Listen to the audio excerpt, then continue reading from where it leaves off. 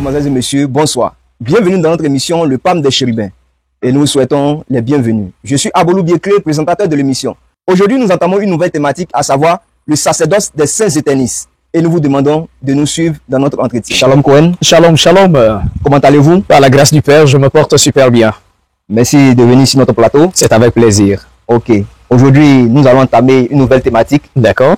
À savoir la spiritualité des saints éternistes. Ok. Alors, comment les saints éternistes sont constitués d'abord? Ok. Et puis, nous allons rentrer dans le vif du sujet. Merci déjà d'être sur votre plateau. Merci. Et je veux également saluer nos frères et sœurs de par le monde entier.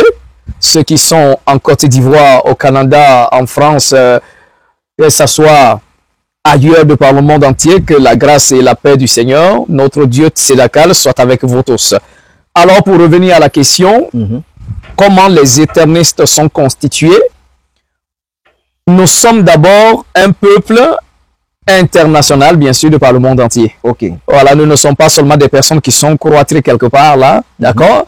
Nous sommes, bien sûr, que le siège des éternistes est en Côte d'Ivoire, mais nous avons bien sûr les membres un peu de partout. Quand je parle de siège, nous sommes à Côte d'Ivoire, mais nous sommes avec les hôtels, parce que c'est ici qu'il y a le sanctuaire, c'est ici qu'il y a le grand prêtre que je suis, donc c'est ici que le sacerdoce est effectué en faveur de tous les éternistes, bien sûr, du monde entier. Donc, en un mot, nous sommes une communauté internationale. Donc, voilà ce que je pouvais dire. Ok. Donc, alors, nous allons passer à notre première question. Ok. Alors, comment les hôtels sont bâtis dans votre sanctuaire? D'accord. Avant d'abord de parler des hôtels qui sont bâtis, il faudrait d'abord même qu'on arrive à comprendre c'est quoi l'hôtel. C'est ça. D'accord? C'est quoi l'hôtel? Parce que si on ne connaît pas l'hôtel, on ne peut rien comprendre. D'accord? Donc, l'hôtel est d'abord un mot très puissant en hébreu. On a deux mots pour parler d'hôtel. Deux mots. Le premier mot est le mot har-el ou el-har pour parler d'hôtel. Ok. Har-el est composé de deux mots. Deux mots. On a le har qui signifie montagne, colline, haut lieu. D'accord? Et le el est le préfixe du mot Elohim pour faire référence aux dieux, aux esprits. Donc, Har-El, ça signifie tout simplement la montagne des dieux. Ok. Et vous allez même voir quand on dit que Moïse arrive au mont Sinaï, ok, on dit il arrive au mont Horeb, ça c'est une mauvaise traduction. Mais la parole dit que Moïse arrive à l'autel des dieux à la montagne d'Horeb. C'est-à-dire Moïse arrive à, le verset dit, El Har Elohim. C'est-à-dire, il arrive à l'autel des dieux qui est le mont Horeb. Mais quand on dit l'autel des dieux, cela veut dire que quand on dit des, cela veut dire qu'il y a plusieurs alors. Mais bien sûr, c'est la pluralité des dieux. Je l'ai toujours répété à plusieurs reprises qu'il n'y a pas qu'un Dieu. Il y a plusieurs dieux. Mais comme les gens sont entêtés, les gens sont bernés par le christianisme, parce que le christianisme s'est mis dans leur cerveau que quand on dit Dieu, ça veut dire un être qu'on adore. Ce qui est absolument faux. Le mot Dieu ne veut pas dire un être adoré. Okay. D'accord? Parce que le mot qu'on a traduit de l'hébreu en français qui a donné Dieu, c'est le mot Elohim. Elohim. Ça c'est l'hébreu. En hébreu, comme je l'ai toujours dit, répété, et je ne cesserai de répéter, Genèse le chapitre 1, le verset 1, déjà, le premier verset de la Bible est déjà mal traduit. Et ils ont mis dans leur Bible française, au commencement, Dieu créa les cieux et la terre. Mais il faut vraiment être des fils du diable pour pouvoir faire ça, pour pouvoir traduire comme ça. Parce que le Genèse, le chapitre 1, le premier verset de la Bible nous donne déjà une notion de pluralité des dieux. Et puisque l'homme noir, l'Israélite et l'Africain ont toujours compris qu'il y a plusieurs dieux qui nous environnent. Et que plus ces dieux-là ont quand même leur maître suprême. Je le dis, je le répète, un chrétien, il n'a qu'à les vérifier dans sa Bible, il n'a qu'à même aller consulter le texte hébreu de Genèse 1. Bereshit, bara, Elohim, et Hashamayim, ve et haaretz. Ok, prophète. Au commencement, les dieux créèrent les cieux et la terre. Le texte ne dit pas que Dieu créa. Oh, mais ils ne comprennent pas français. Oh, mais Dieu, et tu vas dire d'abord, ils vont mettre là le singulier, créa. C'est un être seul qui est en train de travailler. C'est ça, c'est ça.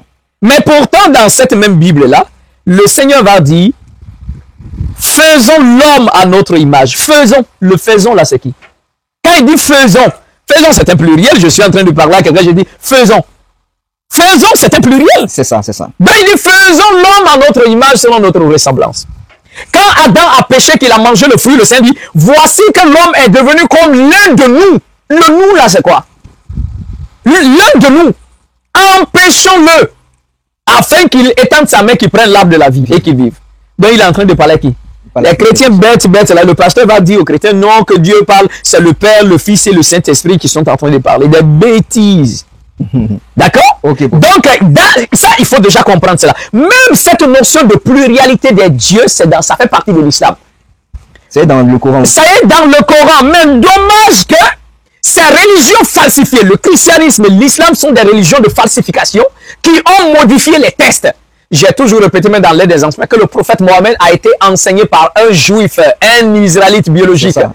Et après, il a dévié parce qu'il était en colère contre les juifs qui lui ont fait du tort. Il a changé pour aller créer sa religion. Tu vas trouver dans le Coran, il dit, quand Dieu parle, il dit nous, nous, nous. Dans le Coran, Dieu ne parle jamais en disant je. Il dit toujours nous.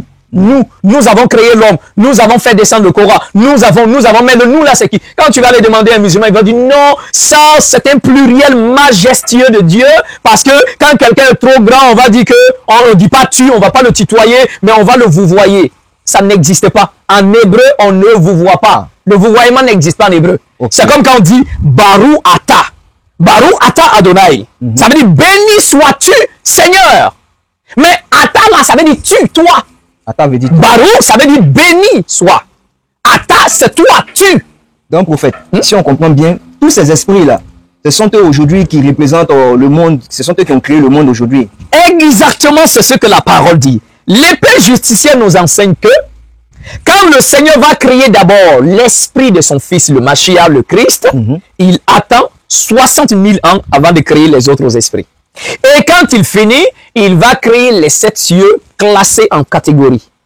Les êtres du 7e, du 6e jusqu'au 1er. D'accord? Les êtres qui sont dans l'univers.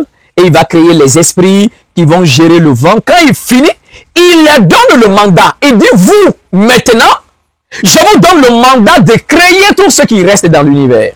Et c'est comme ça les autres esprits que le Tout-Puissant a créés, avec leur chef, ils vont se mettre à créer. Et c'est eux-là qui disent, faisons l'homme à notre image. C'est le chef des esprits-là qui dit aux autres, faisons l'homme à notre image. Et ils vont créer Adam comme un être androgyne, mâle et femelle à la fois. Les hommes sont mâles et femelles. Androgynes. Ça, c'est dans le temps ancien. Dans le temps ancien, ça ne veut pas dire que... bon, je ne parle pas de ceux qui sont hermaphrodites. Hein. Okay. Quand on dit quelqu'un est hermaphrodite, c'est quelqu'un qui a 2 sexes. Sur son corps, il y a 2 sexes. Il est garçon, il est femme. Ça, c'est hermaphrodite. C'est pas de ça que je parle. Je parle d'être androgyne. Androgyne, c'est qu'il est mâle et il est femelle. Tous les esprits sont comme ça. Tous les esprits sont mâles et femelles. Même le Dieu tout-puissant créateur assis sur le trône est mâle et femelle à la fois. Parce que c'est ce qui donne la capacité de créer.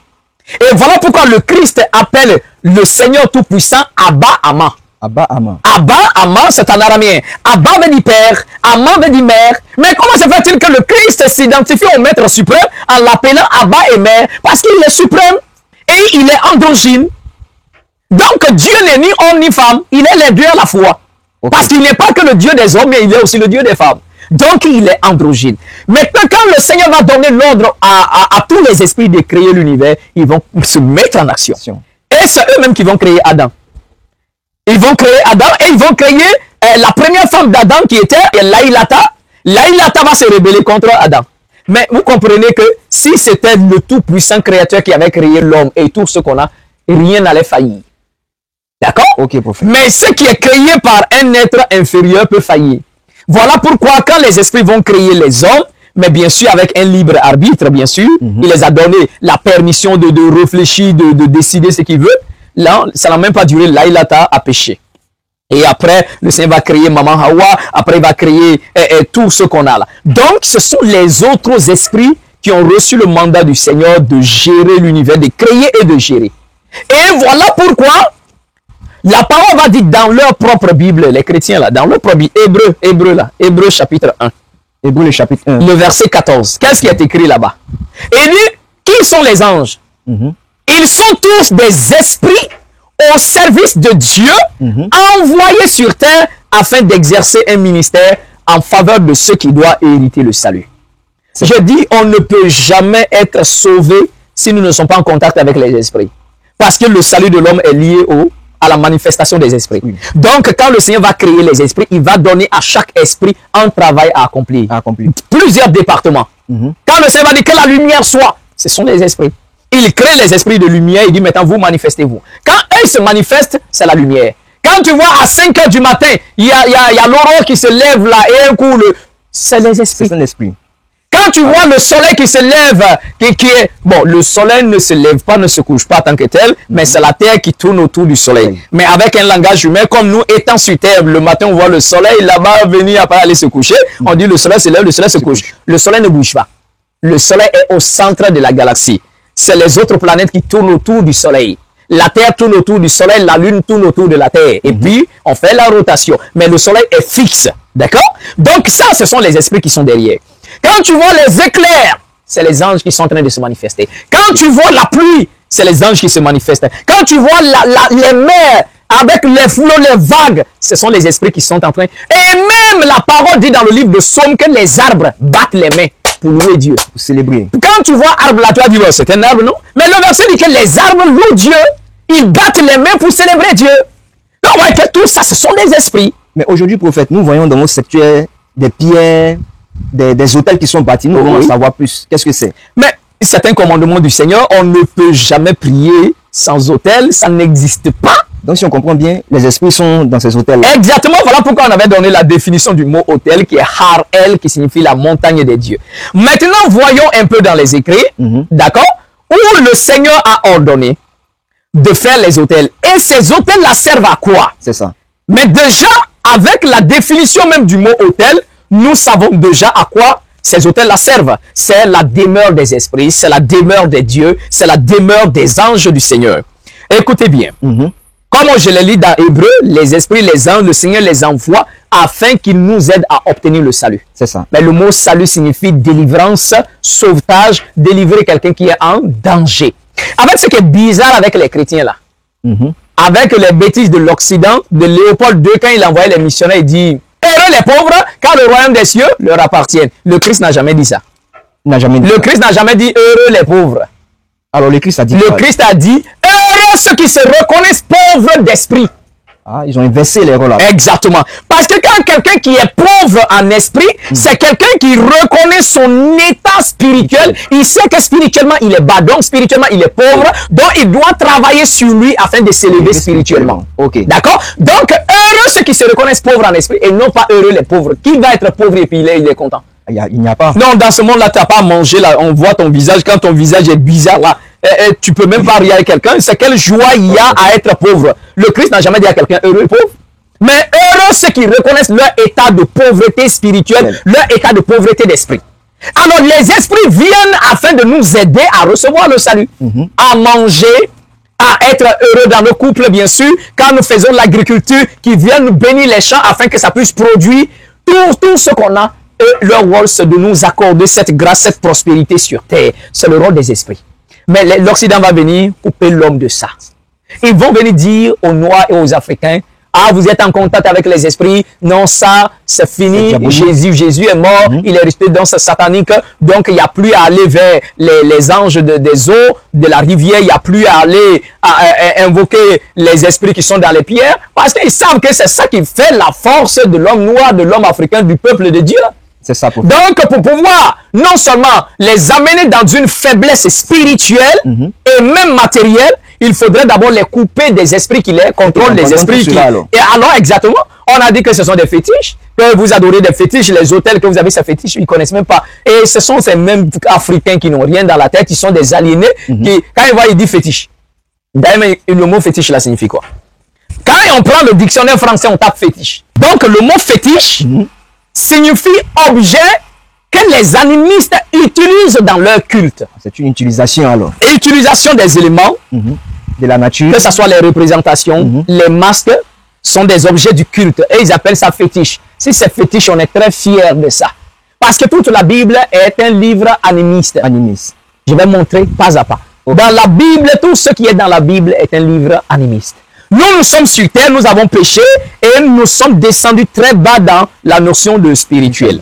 Maintenant, le Seigneur a envoyé les esprits afin de nous aider à nous relever. Voilà pourquoi même dans le livre de Galates chapitre 4, d'accord? Si je lis Galates, voilà la Bible chrétienne ici, d'accord? Et puis on va lire ce que la parole nous dit.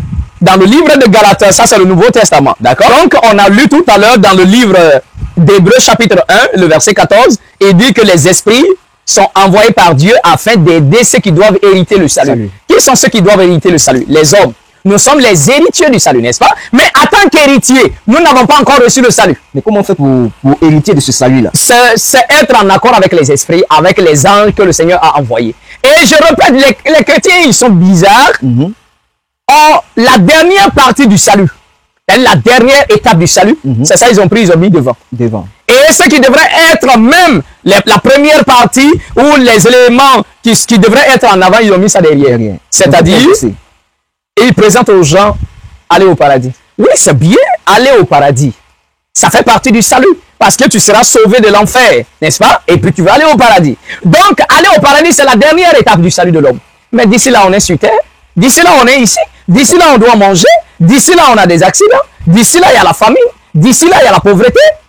D'ici là, il y a la stérilité. Là, il faut d'abord régler tous les problèmes de la terre avant de parler de dire aller au paradis. Aller au paradis, ça, c'est la dernière étape. Donc, nous sommes les héritiers du salut. Et le Seigneur a envoyé des anges pour nous aider à recevoir le salut. Et maintenant, Galates chapitre 4, le verset 1 nous dit, illustrons ce que je veux dire. Aussi longtemps que l'héritier est un enfant. D'accord? Il ne se distingue en rien d'un esclave. Bien qu'il soit le propriétaire de tout le patrimoine. Et dit, celui qui doit hériter le salut, malgré qu'il soit l'héritier de tout, mais tant qu'il est encore un petit garçon, un bébé, un enfant, il n'est pas différent d'un esclave. D'accord? Mais le jour où il grandira, il prendra la possession de tout. Donc nous sommes des bébés, nous sommes des enfants une fois que le péché est entré. Donc le Seigneur veut que nous puissions hériter son salut, mais il voit que nous sommes nous-mêmes incapables d'arriver à ça. Donc pour cela, il envoie les esprits, les autres dieux pour gérer nos vies, nous aider un peu à grandir, afin que nous soyons capables nous-mêmes de nous gérer. Donc quand on parle d'autel, comme je l'ai dit, le premier mot c'est le mot Harel, qui signifie la montagne des dieux. Et le deuxième mot pour parler d'autel, c'est le mot Mizbeah, qui vient de la racine Zabar, qui signifie bien sûr un endroit où on offre. Zabar signifie offrir. Donc l'autel est également un endroit où on offre. Donc à travers les deux définitions du mot autel, premier qui est la montagne des dieux, la montagne des esprits, et deuxièmement Mizbeah qui signifie lieu d'offrande, où on vient offrir. Donc nous venons devant les dieux, devant les esprits et nous les offrons. Maintenant il y a plusieurs types d'autels. Il y a plusieurs types d'autels. Comme on le voit dans le sanctuaire. Exactement. Maintenant, nous allons prendre premièrement, d'accord, un premier passage où le Seigneur parle bien sûr d'autels que nous devons bâtir. D'accord? Alors, nous allons aller dans le livre d'Exode. Le livre d'Exode. Exode, je suis dans la Bible chrétienne toujours. D'accord? Exode, le chapitre 20. Exode, le chapitre 20. Et nous allons comprendre bien sûr ce que la parole dit. Alors, dans Exode, le chapitre 20, à partir du verset 24, vous construirez pour moi un autel en terre. Vous construirez pour moi un autel en terre, sur lequel vous offrirez vos holocaustes, vos sacrifices de communion, vos petits et vos gros bétail. En tout lieu où je rappellerai mon souvenir ou mon nom, je viendrai à toi et je te bénirai. Donc ici, c'est le Seigneur qui dit, tu bâtiras, on construira un autel en terre. Et c'est sur cet autel de terre-là que nous venons offrir nos sacrifices, nos communions, nos holocaustes. Et c'est là que le peuple sera béni. Exactement. Il dit, je viendrai à toi, je te bénirai. Alors, si quelqu'un veut passer à côté, qu'il passe à côté. Mais l'autel doit être bâti. Sans autel, il n'y a pas d'exaucement, il n'y a pas de bénédiction, il n'y a pas de rencontre avec Dieu. Parce que l'autel, c'est la demeure des esprits, la demeure des anges, la demeure des dieux. Donc lui, il dit, tu construiras l'autel en terre. C'est un commandement. C'est un commandement. Le peuple qui n'accomplit pas ça comme un péché. C'est un commandement de bâtir l'autel en terre. Aujourd'hui, on voit le christianisme qui n'a pas bâti d'autel. Alors, c'est un péché ou quoi? Le christianisme, ça, c'est une religion Mais il n'y a pas de... C'est du cinéma, ce qu'on fait. C'est du cinéma, ce qu'on fait à l'église. Ah. Ça, c'est du cinéma. Quand on a vu dans les écrits, l'Éternel dit de bâtir un autel de terre. Mais est-ce que quelqu'un t'a dit que le chrétien suit ce qui est dans la parole? Aucun chrétien ne suit ce qui est là, aucun. Mais d'où vient cette... Ils ont inventé leur propre religion à travers leur père spirituel, bien sûr, qui est l'empereur Constantin. D'accord? Ils ont pour père spirituel l'empereur Constantin. C'est lui qui a créé le christianisme. Et ils ont récupéré les lettres de l'apôtre Paul, les lettres des apôtres, ils en ont modifié pour être le Nouveau Testament qu'ils ont en main aujourd'hui, où tout est mélangé. Et en disant qu'ils s'appuient sur le Christ, ils ne connaissent même pas le Christ. Le véritable Christ, c'est pas lui-même qui parle dans la Bible là-bas. Dans leur Nouveau Testament, c'est pas le véritable Christ qui parle. Mais parle de quel Christ alors? Mais ça, c'est un Christ inventé. Un Christ qu'on a inventé, que l'Occident a inventé. Parce que le véritable Christ est noir, africain de la tribu de Juda. Noir comme moi. Donc, le Christ est africain.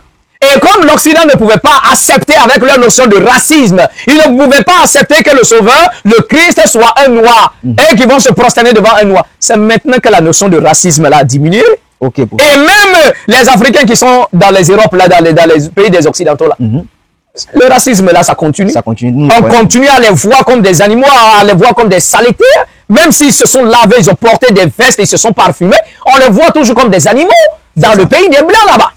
Donc, c'est eux là qui vont accepter un Christ noir. Jamais. Et voilà pourquoi ils ont créé le projet avec les Américains ainsi que les Européens, ceux de la Turquie là, ces Kazakhs juifs là, des maudits là qui viennent dire qu'ils veulent remplacer Israël véritable. Et c'est comme ça ils ont décidé de remplacer le véritable Israël des Saintes Écritures. Un peuple noir. Et ils ont décidé désormais de créer un nouveau Israël qui va être un peuple blanc, un peuple, je ne sais pas quoi, alors que le véritable Israël est noir. Aujourd'hui, on voit en Israël, il y a 3 tombeaux du Christ en Israël. Mais c'est ce que j'ai dit. Moi, je n'ai rien à foutre avec ça. Ça, ce sont des bêtises. Est-ce qu'il y a 3 Christ à tel point qu'on vous montre 3 tombeaux? Si on vous montre 3 tombeaux, c'est que déjà là, il y a un problème. C'est que déjà l'affaire là n'est plus claire. On ne sait pas qu'est-ce qui est quoi. Le Christ, le tombeau du Christ n'est pas là-bas. Le tombeau du Christ est en Afrique du Sud ici. D'accord, en Afrique du Sud. Ça, c'est une révélation que vous faites, prophète. Ce n'est même pas, c'est pas une révélation aussi lourde ou quoi. La parole dit dans le livre, dans la Bible même qu'ils ont, premièrement, on dit Abraham s'est installé où? À Hébron, dans les champs de Mamré. Mais Hébron là, c'est où? C'est en Afrique du Sud. Va sur Internet, il faut taper Wisterton. C'est le nom d'une ville en Afrique du Sud. On va te dire que le nom ancien de Wisterton, c'est Hébron. Donc, si on comprend bien, le tombeau du Christ est en Afrique. C'est en Afrique du Sud. C'est là-bas, il est mort. Et on a les anciennes cartes de l'Afrique du Sud de 1800, de 1900, où on voit sur les anciennes cartes Jérusalem, sur la carte d'Afrique du Sud, Béthanie, Emmaüs, tout ça, c'est là-bas. Mais ces maudits-là, ils sont venus remplacer et ils ont rebaptisé tous les endroits en Afrique ici. D'accord? Gabon, c'est en Afrique centrale. Jérusalem, c'est en Afrique du Sud. Et c'est là le véritable peuple. Bon, mais un exemple. On te dit que même dans la Bible chrétienne, là, dans le livre de Matthieu, quand le Christ est né, on dit que les mages, là, il y a des gens qui sont quittés à Babylone, les mages d'Orient, et ils viennent à Jérusalem, ils disent, où est le roi des Juifs qui vient de naître? Parce que nous avons vu son étoile briller en Orient, et nous sommes venus pour le vénérer. On dit les mages d'Orient. Ils ont quitté l'Orient afin de venir rendre hommage au Christ. Ils ont vu l'étoile du Christ en Orient. Mais si Israël est en Orient, comment on peut quitter Orient pour aller en Orient? C'est être bête. On ne peut pas quitter en Orient pour aller en Orient, c'est qu'on ne s'est pas déplacé. C'est ça. Je ne peux pas quitter à Songo pour venir à Songo. Mais je suis déjà à Songo. Je ne peux pas quitter à Songo pour venir à Songo. Je ne peux pas quitter Abidjan pour venir à Abidjan. Je suis déjà à Abidjan. Ou bien ils ont quitté l'Orient, ils sont allés ailleurs, puis ils sont revenus en Orient, ça n'a aucun sens. C'est ça. Mais les chrétiens là, ils disent, ils sont trop bêtes. Ils sont trop bêtes. Le pasteur même qui s'arrête, il lit ça, il est bête, il lit ça dans ses écrits, puis il fait comme s'il n'a pas compris. On ne peut pas quitter d'un point A, et puis dans le même point, ça n'existe pas. C'est vrai. Ça, c'est déjà la première des choses. Alors, Israël est un peuple noir authentique, mais il a fallu que l'Occident, avec son histoire de dégoût de la race noire, leur histoire de racisme. Donc, ils ont décidé de falsifier l'histoire et de faire en sorte que Dieu soit à leur image, faire en sorte que le Christ soit à leur image, les apôtres soient à leur image. Ceux qui veulent rester dans les bêtises chrétiennes, qui restent dedans, tant pis pour eux, nous, on n'a rien à foutre. Mais ce que nous savons, le Christ authentique était noir. Les Israélites sont noirs. Moi, je suis Israélite biologique. Vous êtes je suis de la tribu de Lévi, descendant d'Aaron, petit-fils d'Aaron. Mais est-ce que tu me vois blanc? Non, vous n'êtes pas blanc.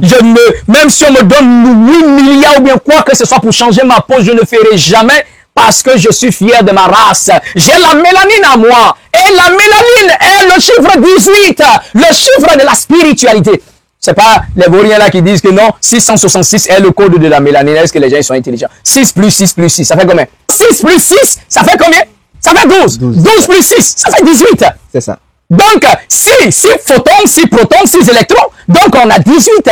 Le chiffre 1 qui est le chiffre de l'unité pour dire qu'il y a plusieurs dieux, mais il y a un suprême qui est le chef de tout qu'on va chercher et adorer. Et le chiffre 8 est le chiffre de la résurrection, le chiffre de l'élévation. Donc, l'homme noir né avec la spiritualité dans son sang, qui lui dit que, étant né là, tu es venu dans ce monde pour chercher, pour t'élever vers le tout-puissant créateur, le maître de l'univers. Nous naissons avec la spiritualité, nous ne créons pas la spiritualité. Et nous n'entrons pas dans la spiritualité des personnes. Nous naissons avec ça. Voilà pourquoi l'Africain est prêt. Tellement qu'il est en train de chercher Dieu, il est dans toutes les religions. C'est l'Africain qui est bouddhiste. C'est ça. C'est l'Africain qui est chrétien. C'est l'Africain qui est musulman. C'est l'Africain qui est dans le faux judaïsme. C'est l'Africain qui est presque dans toutes les religions. Donc, si on comprend bien la notion de la spiritualité, même d'abord, elle est dans le sang. C'est dans le sang de l'homme africain. Nous naissons avec ça et l'Africain doit être fier. Je dis et je le répète, si un noir tremble devant quelqu'un qui a la peau blanche, il pense que le fait qu'il est noir, c'est qu'il est un sous-homme, il est maudit. Il est maudit celui-là. Il pense que la peau noire, c'est pour lui une malédiction ou bien c'est une honte. Quand on rentre ici quelque part et il y a les blancs ici, je suis là, je suis plus fier que tous. Mais c'est ce qu'ils ont fait. Si quelqu'un doit être complexé, c'est eux d'être complexé parce qu'ils ont perdu la couleur originale. Donc ce sont des décolorés. Et moi, j'ai toujours ma couleur d'origine.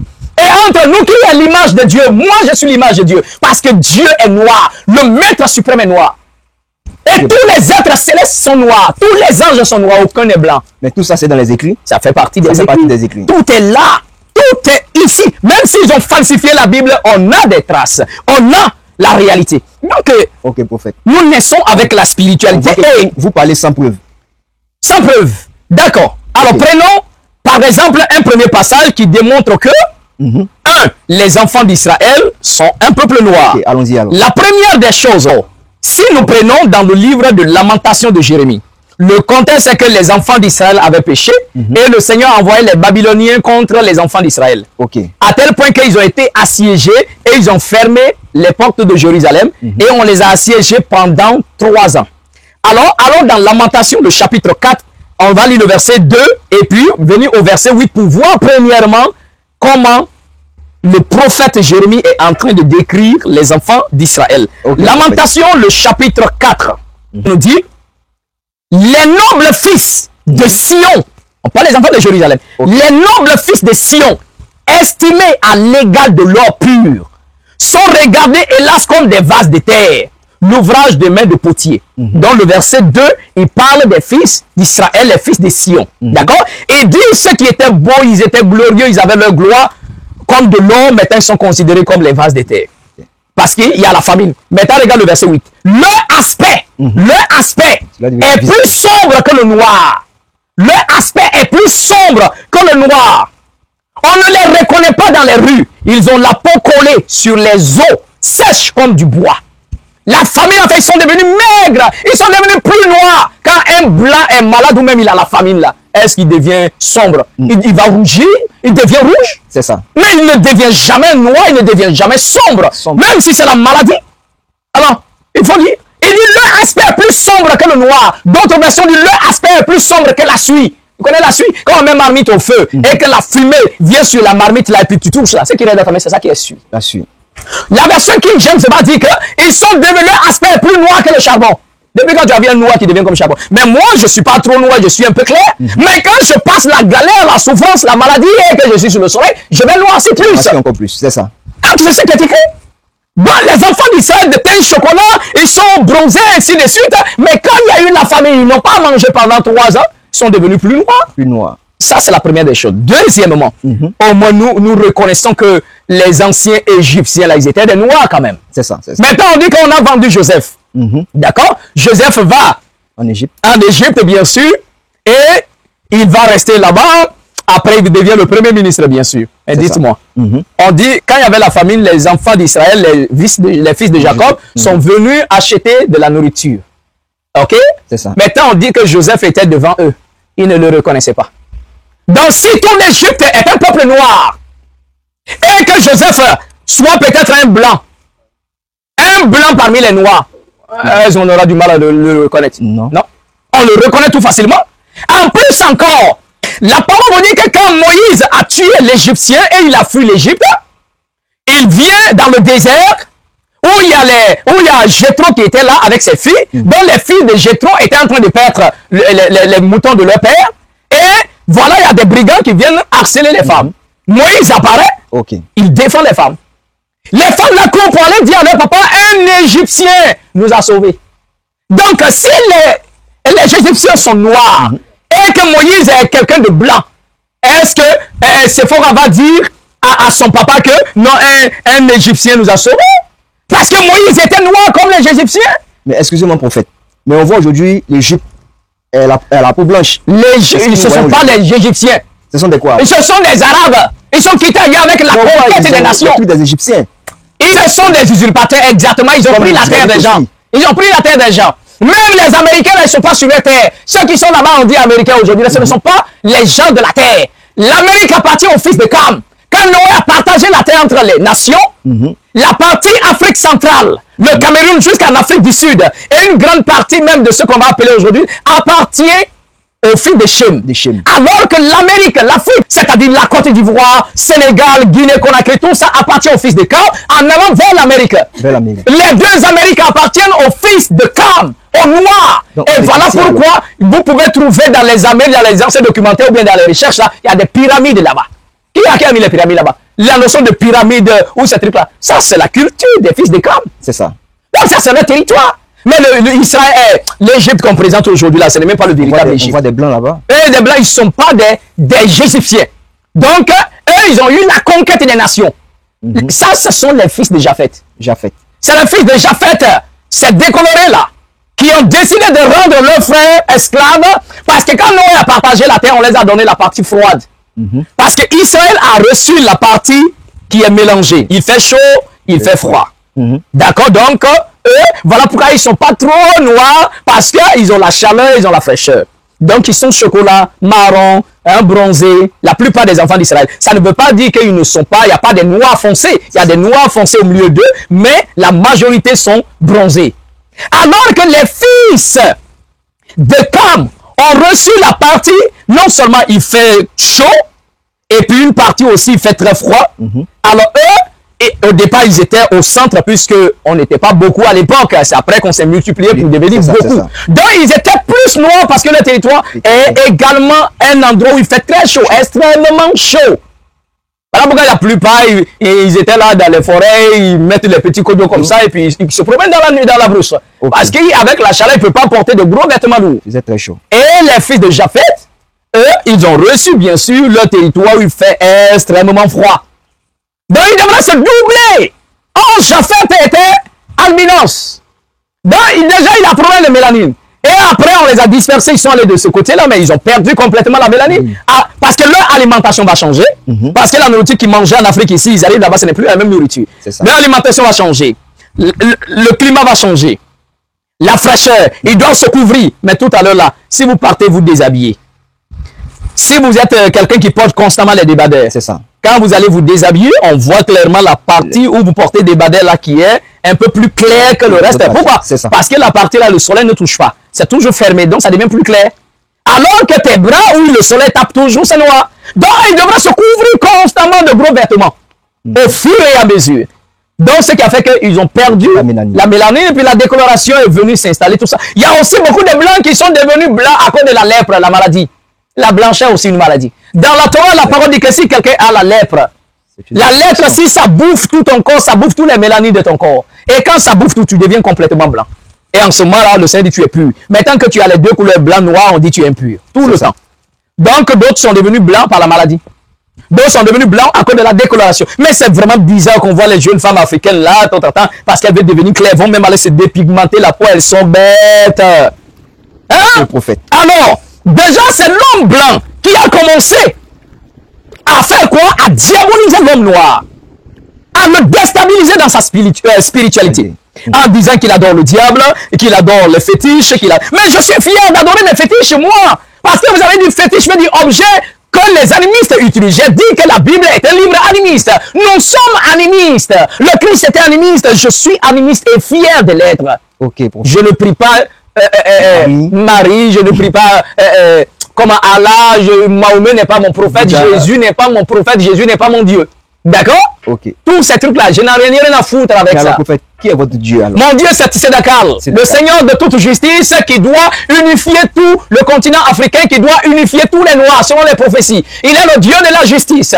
Mais celui-là, Dieu-là, il est injuste. Dieu, qui punit d'autres peuples au détriment de d'autres peuples. Qui favorise d'autres peuples au détriment d'autres peuples. C'est leur Dieu, quelqu'un Dieu juste qui va amener ces blancs-là de se lever, de venir en Afrique, de rendre les gens esclaves. Quand le christianisme, le catholicisme est arrivé ici, c'est pas le pape qui a béni l'esclavage? C'est ça. De devenir dire que les Noirs sont des animaux, ils n'ont pas d'âme. Qu'ils sont destinés à être des esclaves. Et il a béni l'esclavage. Quand leur Bible falsifiée et puis leur bêtise là, c'est arrivé ici. On te prêche l'évangile et puis à fusil à côté avec les fouets. Pour te baptiser, on dit tu te baptises parce qu'ils ont fait en sorte qu'il y a la famine. Ça, c'est une religion de malédiction. Dès qu'ils ont mis pied ici, la malédiction a commencé pour l'homme noir. C'est ça. Dès que l'Occident a mis pied ici, la malédiction a commencé. Et tant que l'Africain ne s'est pas ressaisi, nous allons toujours rester dans cette condition. Et à tel point que c'est l'Africain aujourd'hui doit quitter son continent pour aller ailleurs. Pour aller se chercher dans le pays des Occidentaux. Bah, il pense qu'il va trouver la belle vie là-bas. Mais arrivé là-bas, il devient encore plus esclave que quand il était chez lui ici. Alors, voici la réalité. L'homme africain est l'homme béni par le Tout-Puissant Créateur et celui-là que le Seigneur a choisi depuis les temps antiques pour garder la spiritualité. Mais ça fait mal, ça fait tellement mal de voir l'Africain à l'église. Alléluia, Jésus est beau. Oh, alléluia. Et puis il finit de danser, il finit de crier. Alléluia, alléluia, amen. Crier amen. Le Seigneur est avec toi. C'est des bêtises, c'est absurdité. Alléluia, ça veut dire louer Yah. Mais eux-mêmes, ils ne comprennent pas ce qu'ils disent. Ah, ça veut dire louer Yah. Ils ne comprennent même pas ce qu'ils disent. Alléluia. Ils finissent de crier parce qu'on les a dit qu'un homme spirituel, c'est quelqu'un qui crie. Tu vas voir un chrétien. Alléluia, alléluia. Le Seigneur est bon.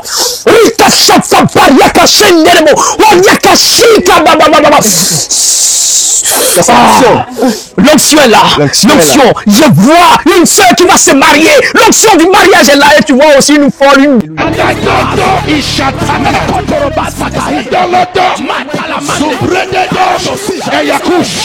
Minu ibizigi zamagadash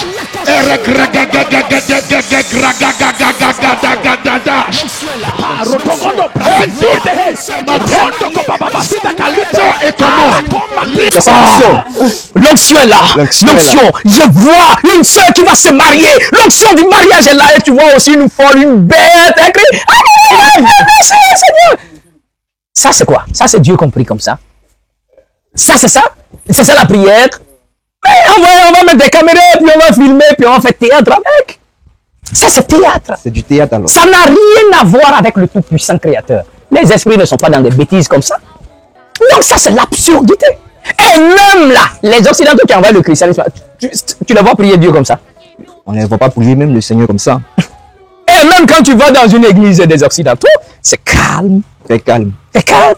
Mais on va voir un Africain dans son église là pendant l'adoration. Hey, tu vas le voir, il est en train de mouiller. Ça fait pitié en fait. Ça c'est pas la spiritualité. Ça fait pitié, ça c'est être aliéné, nettoyant des cerveaux. Mais nous avons reçu la spiritualité du Seigneur depuis les temps antiques qu'on s'efforce ils ont caché dans les écrits. On voit que vous essayez de rétablir la vérité. Hein. Mais c'est ce que je venais de dire dans Exode là. Le chapitre 20, le verset 24, le Seigneur, tu m'élèveras un autel de terre. C'est ça. On voit les Africains. Ils ont les hôtels. Et même ceux-là qui sont bêtes, quand ils voient par exemple ceux qui font le vaudou là, et puis ils disent qu'ils sont en train d'adorer le diable. Si toi-même tu comprenais la réalité, tu allais comprendre ce qu'ils font. Je reproche seulement à toutes les spiritualités africaines la notion de verser le sang. Le sang.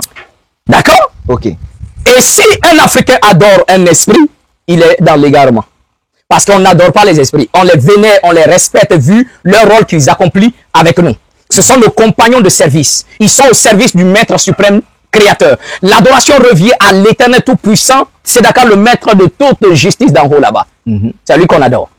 D'accord? Et le mot adoration, ça veut dire tu es le Maître suprême et après toi, il n'y a personne. C'est ça, adoration. Se mettre à genoux n'est pas adoration. Dire, oh, tu es grand, tu es glorieux, tu es merveilleux, ce n'est pas l'adoration. D'accord? Se mettre à genoux, ce n'est pas l'adoration. Mais c'est quoi qui est l'adoration? L'adoration, c'est une conception, c'est une foi. C'est quelque chose, je crois dans mon esprit, je crois que tu es le Maître suprême au-dessus de tout. C'est ça l'adoration. Se prosterner, c'est pas l'adoration. Et nous, l'Africain, nous savons tous qu'il y a un seul Maître suprême au-dessus de tout, celui qu'on adore. Mais il a créé tout autre esprit qu'on appelle des dieux qui doivent gérer la vie des hommes. Eux, on ne les adore pas, mais on les respecte, on les vénère, on les écoute bien parce qu'ils sont avec nous et ils nous montrent la voie du salut. Et c'est eux qui habitent dans nos hôtels. Le salut, tu feras l'hôtel de terre. L'hôtel de terre est consacré, bien sûr, à l'ange de la terre. Voilà pourquoi le Seigneur dit, c'est là que tu viendras présenter tes actions de grâce. Qui t'a donné à manger? Bah, la terre. L'action de grâce. L'action de grâce, c'est l'esprit de la terre qui t'a donné. C'est ça. Quand on fait le riz, champ de maïs là, qui fait pousser? La terre, le soleil, la terre, l'eau, et puis les quatre entités. Le soleil, la terre, l'eau, le vent aussi. Et puis le vent. Donc c'est eux qui vont faire en sorte que ça puisse sortir. C'est ça. Et voilà pourquoi, en retour avec l'autel de terre, nous présentons des actions de grâce. Maintenant, dans ce même passage d'Exode, le chapitre 20, le verset 25, le Seigneur dit, si vous construisez un autel en pierre, vous ne bâtirez pas en pierre taillée. Car en taillant la pierre au ciseau, vous les profanerez. Ah. Le Seigneur dit, si vous construisez un autel en pierre, il ne faut pas prendre le métal pour tailler la pierre, car ça va profaner la pierre. Parce que dans la pierre habitent les esprits de la guerre, les esprits du combat. Oh, quand tu prends une pierre, le métal, quand tu fais passer, tu vois qu'il y a le feu qui va sortir. Il y a des étincelles. Oh, pour eux, ça va sonner là-bas comme si c'est la guerre qu'on a déclarée. Donc, et ils se préparent, ils peuvent intervenir. Et là, c'est catastrophique. Donc, il ne faut pas tailler. Donc, quand nous sommes combattus, quand les enfants d'Israël doivent aller à la guerre contre les ennemis, on invoque les esprits de la pierre. C'est eux qui sont là, c'est eux qui nous accompagnent. Et en plus encore, Exode le chapitre 27. Exode le chapitre 27. Le verset 1 et 2. Le Seigneur dit, puis tu feras un autel en bois d'acacia, sur lequel le dessus sera carré de 50 mètres de côté et d'1,50 m de hauteur. Et à ces quatre angles, tu lui feras 4 cornes. 4 cornes. Qui sortiront des 4 côtés de l'autel. Donc le Seigneur dit à Moïse, il faut fabriquer l'autel en bois d'acacia et l'autel doit être carré. Les 4 angles de l'autel, il faut mettre des cornes là-bas. Or, le mot corne en hébreu, c'est le mot kéren qui vient de la racine karan qui signifie rayon de lumière. Ça veut dire quoi? Rayon de lumière. Pourquoi corne veut dire rayon de lumière? Et je vais même je vais te choquer. Choque-nous alors. Moïse avait une corne sur lui.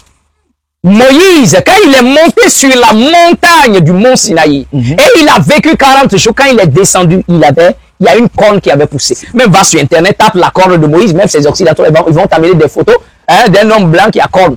Moïse a poussé des cornes. Moïse a poussé des cornes. Oui. Et dans la Bible chrétienne, pour mélanger, pour ne pas que les gens comprennent, on dit que quand Moïse parlait au peuple, son visage rayonnait. Et donc il prenait un voile pour se couvrir. Mais si mon visage rayonne, je vais me couvrir la face, pourquoi? Mais on dit que le peuple avait peur, qui a peur de lumière. Donc son visage, oui, c'est vrai que le mot corne, kéren, parce que quand tu prends le texte en hébreu, c'est le mot kéren. Et c'est corne. Ah, donc il signifie en même temps rayon de lumière. Donc eux, ils ont choisi, cacher le côté corne, ils ont mis rayon de lumière. Que son visage était lumineux. Mais si mon visage est lumineux là, est-ce que je vais prendre voile? Parce que Moïse a poussé corne et puis pour faire cacher, il a fermé. Donc il prenait voile pour fermer son visage, pour ne pas parce que quand le peuple regardait, ils étaient là seulement à regarder son visage. Tellement ils sont étonnés. Mais vous n'avez pas vu ici en Afrique même des personnes qui ont poussé des cornes? Si, on le voit. Mais quand eux là, on va les qualifier de diables. Parce que l'Occident a mis dans la tête des chrétiens, dans la tête des gens, que quand tu as corne, c'est que c'est satanique, diabolique. Je prie que le Maître Tout-Puissant me fait pousser des cornes. Donc Moïse a poussé des cornes. Et le mot corne, c'est kéren, qui signifie rayon de lumière. Mais pourquoi le Seigneur dit à Moïse, il faut faire l'autel, et tu mets les 4 cornes, bien sûr, sur l'autel. Et vous allez voir que même dans le livre d'Apocalypse, on va lire ça, d'accord? Et là, comme ça, on va faire le lien entre les deux pour que vous puissiez comprendre. Apocalypse, bien sûr, le chapitre 9 et le verset 13. Apocalypse, le chapitre 9, le verset 13. Vous allez voir que Dieu, même étant assis au ciel là-bas, il a son autel où il y a les cornes dessus. Apocalypse, le verset 13 dit, le 6e ange sonna de la trompette et j'entendis alors une voix sortant des 4 cornes de l'autel d'or qui se trouve devant Dieu. On a l'impression que quand les gens lisent ça, ils ne prêtent pas attention que c'est des cornes véritablement. Mais ils veulent que ça soit quoi? C'est le nez qui est là-bas. C'est comme le verset dit, l'autel est devant nous. Il dit, j'ai entendu une voix qui sortait des 4 cornes de l'autel qui se trouve devant Dieu. Dieu assis au ciel, devant lui, il a son autel, et l'autel là a 4 cornes. Pourquoi? Pourquoi il demande à Moïse de fabriquer aussi sur terre l'autel à 4 cornes? Pour que les deux mondes soient connectés. Dès que quelqu'un se tient devant l'autel du Seigneur, en venant prier, automatiquement les cornes s'allument. Physiquement, tu ne voyais, mais spirituellement, les cornes s'allument comme des torches que les chasseurs avaient au village là. Donc, dès qu'ils s'allument, les cornes s'allument et les rayons de cette lumière-là frappent jusqu'aux cieux et se connectent à l'autel céleste. Et là, les anges montent, descendent. Qui fait que les deux mondes sont unifiés. Les deux mondes sont en communion, les deux mondes sont connectés. C'est à ça que servent bien sûr les cornes. Donc, autel sans cornes, ça n'existe pas. Donc, on voit nos ancêtres avec des cornes qui célébraient, ils étaient dans la vraie spiritualité. Mais bien sûr, c'est ce que j'ai dit. Je défie n'importe quel pasteur au monde, noir, blanc, africain, jaune ou quoi, de venir me dire que la spiritualité africaine est de la sorcellerie. Macron a failli, il a dit des bêtises un jour. J'ai fait une vidéo, je lui ai lancé le défi. Parce qu'il dit que non, le monde des ténèbres, le monde de la sorcellerie se sont mis ensemble. Ils ont envoyé des personnes sur les réseaux qui prêchent la spiritualité, le retour à la tradition africaine. Il dit non, cela a créé beaucoup de morts. J'ai dit si les garçons. Ok. Et actuellement, il s'est arrangé, non? Il dit il n'est plus trop dans les classes, dans les trucs. Et maintenant, il est devenu pasteur, il se consacre bien. Si les garçons, je répète bien, si Macron est garçon qui croit que la spiritualité africaine, où nous prêchons le retour, bien sûr, à la tradition de nos ancêtres, s'ils croient que c'est de la sorcellerie, qu'ils viennent s'asseoir sur ce plateau ou sur n'importe quel plateau face à face et qu'ils me démontrent par sa Bible que la spiritualité africaine est la sorcellerie. Je vais le démonter en 1000 morceaux.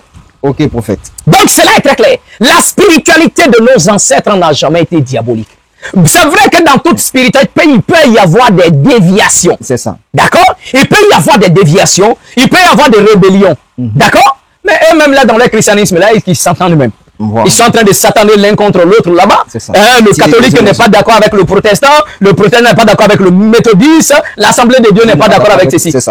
Pourtant, ils ont le même Jésus, ils ont la même Bible, selon eux, ils ont le même Saint-Esprit. C'est ça. Vous avez le même Saint-Esprit, la même Bible, le même Jésus, puis vous ne vous attendez pas. C'est que c'est pas une religion de... Donc, c'est quoi ça?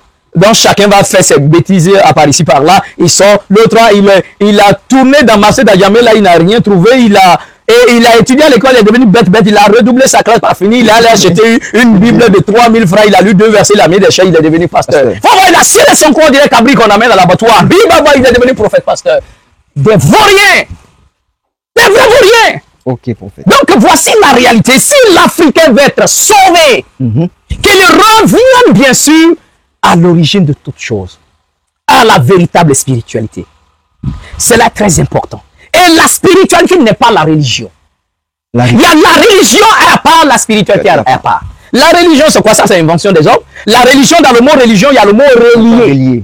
C'est-à-dire, c'est les hommes qui décident de se relier à leur créateur, mais par leur propre système et par leur propre moyens, propre intelligence, leur propre moyen. Donc, ils créent des éléments par ici, par là. On va faire comme ça pour atteindre le créateur. On doit prier comme ça pour atteindre le créateur. Ça, c'est la religion. Mais la parole dit dans le livre de Proverbes, un homme pense que telle voie-là qu'il a prise là est la bonne voie. Mais il ne sait pas que l'issue est la voie de la mort. Tout ce qui vient de l'homme n'aboutit pas. C'est la voie de la mort. C'est la voie de la mort parce que ça vient de l'homme. Et l'homme est accompagné par le bien et le mal. Donc tout ce qui vient de l'homme n'aboutit pas. Mais la spiritualité, dans le mot spiritualité, on a le mot spirit, on a le mot esprit. C'est ça. Et c'est le Seigneur, quand il a vu que nous sommes égarés, il a appelé ses esprits, il a appelé ses anges. Toi, venez ici, allez les chercher et puis ramenez-les.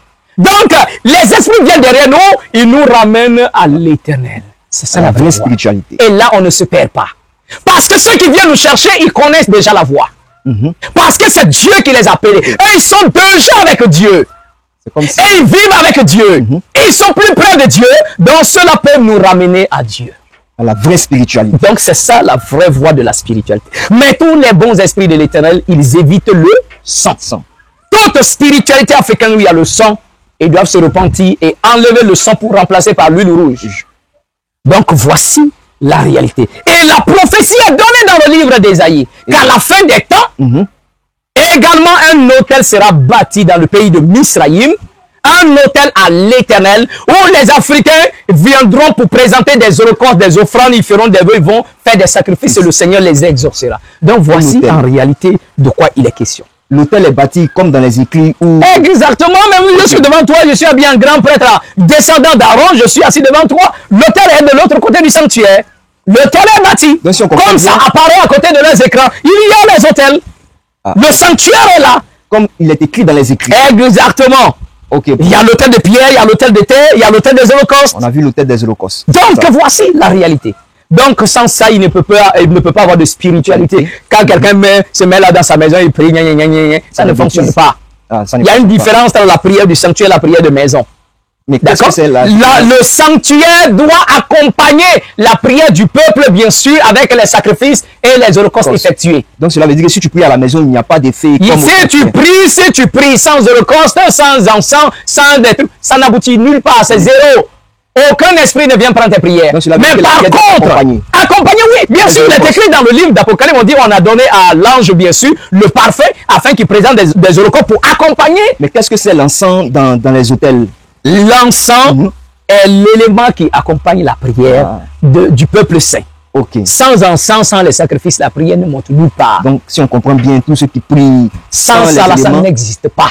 Je suis le guide des éternistes.